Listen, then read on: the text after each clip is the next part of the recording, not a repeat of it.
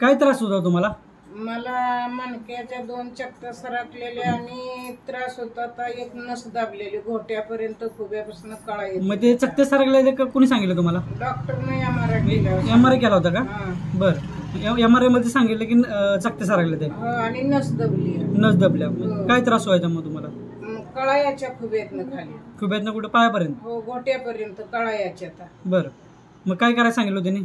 त्यांनी सांगितलेलं 3 महिन्याचा कोर्स करा, मग नाही राहिलं तर ऑपरेशन करू. बरं.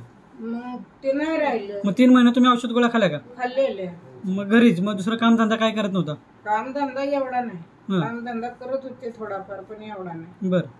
आता इथं आल्यापासून मला पूर्ण 3 नस दबलेल्याच्या कळाबिळा बंद झाल्यात आहे. शेतीतलं इथलं काम मला करायला येतं असं बसून, पायावर बसून. म्हणजे अगोदर येत नव्हते?